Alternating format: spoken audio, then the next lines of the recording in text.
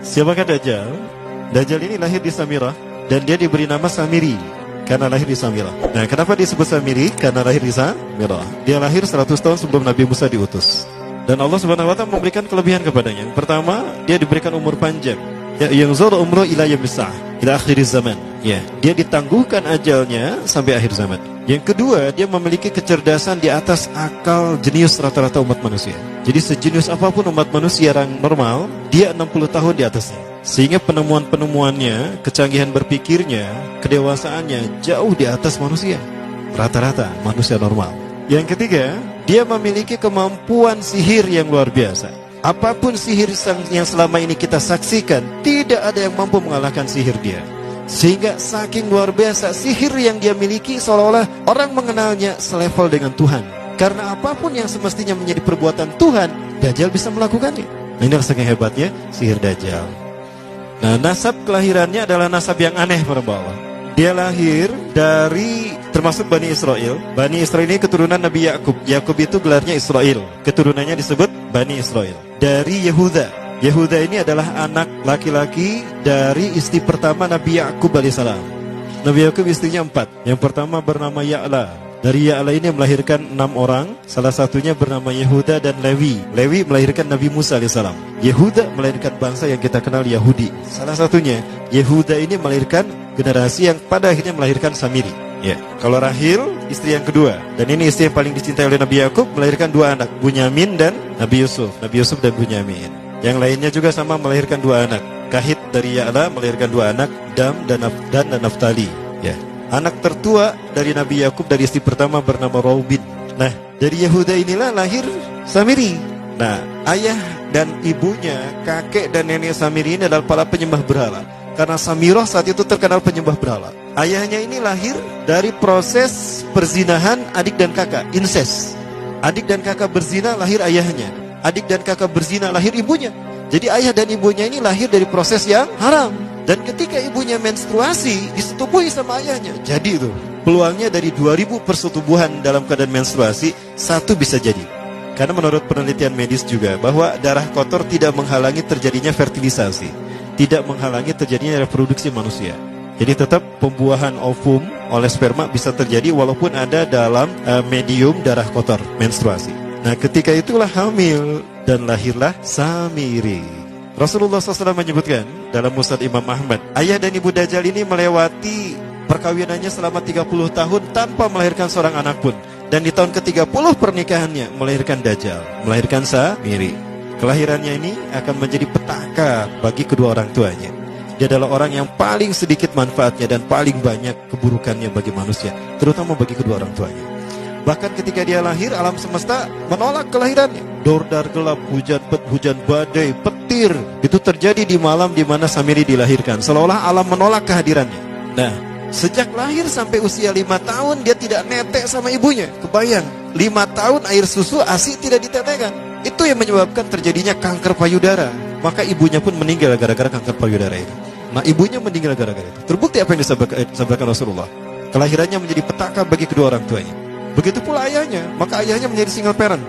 Nah, kemudian di tahun yang kelima, sejak lahir sampai 5 tahun, kenapa dia menetek pada ibunya? Karena kerjanya tidur melulu. Disebut mati, dia bernafas dan cuma berdetak.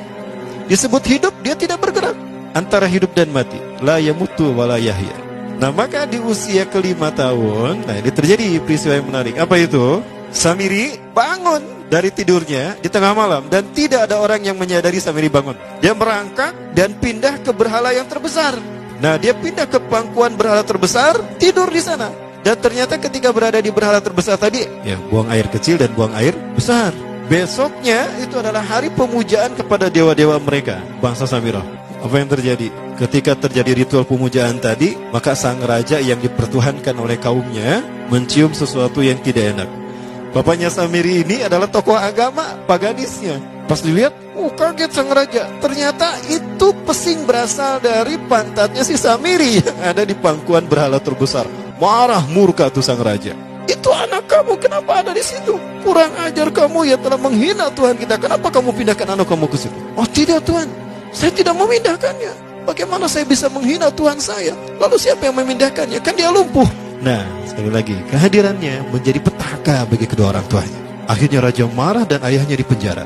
Selama ayahnya tidak bisa membuktikan penghinaan tadi, maka ayahnya dihukum mati. Pada akhirnya ayahnya pun dihukum mati. Ya, sedikit manfaat bagi kedua orang tuanya. Maka kemudian dia hidup pelihara oleh sang raja. Dan pas di usia dia 5 tahun itu, Allah menimpakan murkanya kepada bangsa Samirah yang sudah kelewat batas, maksiat, dan sudah tidak ada toleransi dari Allah untuk mereka hidup di bumi. Maka Allah perintahkan malaikat Jibril menghabisi mereka. Maka bangsa Samirah itu pun diratakan. Si Samiri karena masih balita, ya Allah selamatkan dia lewat malaikat Jibril. Diselamatkan dia dan ditempatkan di pulau entah berantah. Ada yang menyebutkan pulau ini berada di Laut Yaman, dan pulau ini dinamakan Pulau Socotra. Pulau Socotra ini adalah pulau yang berada di ujung Jazirah Arab. Nah, ini Pulau Socotra. Ini pulau tempat di mana Dajjal atau Samiri dibesarkan sejak 5 tahun sampai usia 100 tahun. Ya, dari usia 5 sampai 100 tahun dia tinggal di Pulau Socotra ini. Nah, Pulau Socotra ini adalah pulau yang berada di kawasan Yaman. Pulau yang memiliki banyak keunikan luar biasa. UNESCO sempat ingin menjadikannya keajaiban yang ke-8. Kan ada 7 keajaiban dunia ya. Yang ke-8-nya tadinya ini. Namun karena dia terkait dengan Samiri Dajjal, maka banyak negara yang menentangnya, terutama negara-negara yang menjadi pengikut Dajjal. Maka pada akhirnya pulau ini dirahasiakan. Nah, sebetulnya pulau ini unik kalau kita ingin berekreasi ke sana. Namun karena posisi yang terpencil, jarang orang mengikutinya. Para wisatawan jarang mengunjunginya. Padahal sesuatu unik, termasuk binatang dan penghuninya tuh unik-unik. Pohonnya unik. Dunia menyebutnya pulau ini dengan pulau julukan dari pulau alien hingga pulau neraka. Ada juga yang menyebutkan The Jekyll Island. Pulau Jekyll Island itu bahasa barat, kalau bahasa kitanya Pulau Dajjal. Ya, sama dengan Pulau Sedir ya. Itu juga The Jekyll Island. Nah, Pulau Socotra kaya dengan flora dan fauna yang unik hingga saat ini belum ditemukan di tempat lain. Jadi tidak ada flora dan fauna yang ada di pulau ini yang ada di pulau lain di seluruh dunia. Hanya ada di pulau ini. Makanya di pulau inilah Allah ciptakan satu binatang yang unik juga, yang disebut dengan jasasa. Jasasa, binatang jasasa itu artinya mata-mata. Tajassa yatajassu tajassusan wa jasasatan, artinya pemata-mata, spy. Binatang ini bertumbuh besar, dhahmatun kabirah tughatti jismaha asy-sya'ar hatta la nastati an nafariqa ayna wajhu wa ayna dubr. Tubuhnya besar, dipenuhi dengan bulu, sehingga saking penuhnya bulu kita tidak bisa membedakan mana dubur, mana wajah. Yang menghadap itulah wajah. Baik, karena itu pulau ini pernah dilesarkan sebagai salah satu dari 7 keajaiban dunia yang baru ya. Nah baik, ini contohnya nih, saya perlihatkan keajaiban dan keunikan. Ini adalah padang pasir di Pulau Socotra. Ini burung, salah satu jenis burung yang bisa kita jumpai di Socotra. Dan ini kepiting unik, kepiting Pulau Socotra. Aneh ya, kepitingnya seperti itu. Ini laba-laba langka di Socotra, mirip tarantula. Dan ini pohon darah naga yang ada di Pulau Socotra juga. Nah, ini salah satu jenis pohon Dorstenia Socotra. Dan ini juga pohon yang lain, pohon Dendrosisaios Socotra. Ya, saya sebutkan lagi ya. Nah, ketika di pulau itu, sebelum bertemu dengan Nabi Musa, Samiri di pulau itu yang hanya tinggal dengan seekor binatang jasasa. Binatang jasasa ini memberikan beberapa hal kepada si Samiri ya. Allah Azza wa Jalla menciptakan binatang berbicara yang bernama jasasa. Dia di mana lahirnya, ajalnya, matinya sama dengan ajal Dajjal. Begitu pula muncul dan menghilangnya. Binatang inilah mengajarkan akidah tauhid kepada Samiri muda. Pelajaran ini kononnya ditulis oleh Jibril alaihissalam dalam bentuk panel-panel atau prasasti. Isi prasastinya panel 1 yang ditulisnya malaikat Jibril, panel 1 itu berisi kalimat la ilaha illallah, tidak ada Tuhan selain Allah. Ini dijelaskan oleh binatang jasasa. Yang kedua, panel kedua berkata Allahu wahid la syarikalah. Allah Maha Esa, tidak ada sekutu bagi Allah. Itu dijelaskan juga oleh binatang jasasa ini. Nah, binatang jasasa ini sekali lagi dia bertubuh besar. Kategorinya adalah kelasnya itu mamalia, genusnya mamalia. Cuma saya tidak tahu nama spesiesnya apa. Pada tahun 2017, akhir dari bulan Agustus di Filipina ditemukan binatang seperti ini. Ciri-ciri binatang ini nyaris sempurna seperti ciri-ciri binatang jasasa yang disebutkan Rasulullah terkait dengan binatang yang memata-matai Dajjal. Tubuhnya penuh dengan bulu. Ini disebutkan dalam surat An-Naml ayat ke-82. Ya, binatang ini seperti ini dan dia tidak pernah jauh dari laut karena dia selalu ingin membasahi tubuhnya dan dia pun makan dari makanan ikan laut. Maka dia tidak pernah jauh dari pantai. Seperti ini. Nah, binatang inilah yang mengajarkan prasasti mengajarkan akidah tauhid kepada Samiri muda. Yang ketiga, engkau diurus oleh Jibril, karena itu janganlah engkau mengkhianati janjimu dengan Allah. hanya engkau saja di pulau ini. Panel yang kelima, makanlah dan nikmatilah makanan minuman yang menjadi rizki dari Allah sesuai kehendakmu. Tidurlah sesukamu, tapi sembahlah Allah dalam berbagai keadaanmu dengan tasbih keesaan Allah kepadanya, yaitu dengan melaksanakan solat yang diwajibkan kepadamu. Allah lah sang raja, Allah yang Maha Esa. Dia tidak berayah dan tidak pula mempunyai anak. Allah Tuhan Tuhan yang maha besar dan maha agung. Dialah yang maha raja. Ada 7 panel. Panel yang ke-7 bercerita tentang Nabi Muhammad.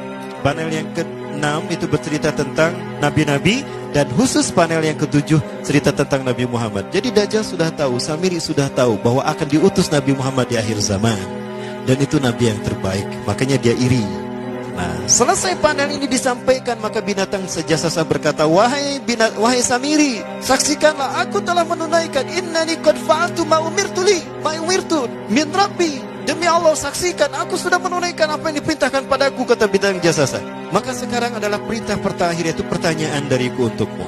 Hal tu'minu billah, apakah kau beriman pada Allah? Wa bima unzila ilaih, dan dari apa yang diturunkan kepada nabi-nabinya, kepada Jibril maksudnya. Famadal jawab ya Samiri, apa jawabanmu hai Samiri? Samiri tidak menjawabnya.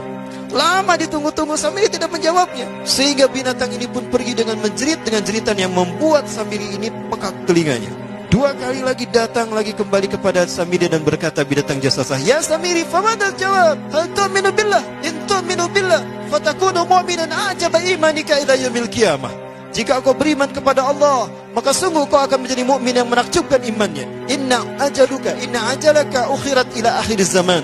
Sesungguhnya ajalmu ditangguhkan sampai akhir zaman. Jika kau beriman pada Allah, engkau akan menjadi mukmin yang menakjubkan. Fa in lam tu'min billah, tapi jika engkau tidak beriman kepada Allah, wa bima unzila ilaih, dan apapun yang diturunkan pada Jibril, innaka minal mal'unina ila yaumil qiyamah, dan kau terkutuk sampai hari kiamat nanti. Tidak juga dijawab. Pergi lagi binatang jasasa tadi sambil memekikkan suara yang pekikan yang keras. Yang ketiga kali yang terakhir dia bertanya kembali. Dan apa jawaban Samiri? Hei jasasa binatang buruk rupa, lihat di pulau ini tidak ada siapapun kecuali engkau dan aku. Dan yakinilah kalau panel ini bukan tentang Allah yang di langit sana, tapi yang disebut Allah itu saya. Hei jasasa, akulah Allah itu.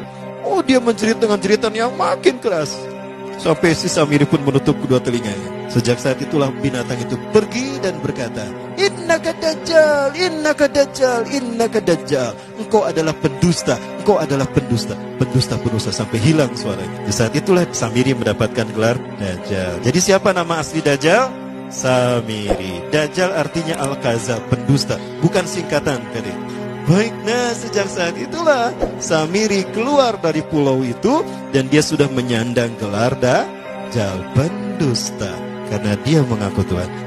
Baik, Iwabillah, jangan salah, Dajjal kecerdasannya mampu melakukan cloning dan mampu melakukan berbagai macam riset dan eksperimen. Hatta eksperimen yang mengilhami film Hook itu Dajjal bisa melakukan. Bahkan ketika orang membayangkan kendaraan tercanggih itu pesawat terbang, Dajjal sudah mampu membuat piring terbang dengan kecerdasannya. Ya. Rasulullah menyebutkan kendaraan Dajjal itu dia bisa terbang, kata Rasulullah.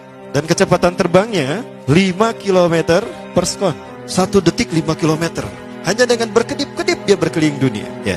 Kecepatan ini diambil dari hadis Rasulullah. Berapa kecepatannya Rasulullah ketika dia terbang di muka bumi? Ya, kendaraan yang dia gunakan itu kecepatan terbangnya seperti awan yang ditiup angin, kata Rasulullah. Dan awan rata-rata ditiup angin itu 5 km per sekon. Dan jarak dari satu telinga ke telinganya, artinya setengah diameter atau diameter kepalanya, keledai yang dia gunakan, Rasul menyebutnya keledai, itu 40 zira, 40 hasta, 27 meter diameter.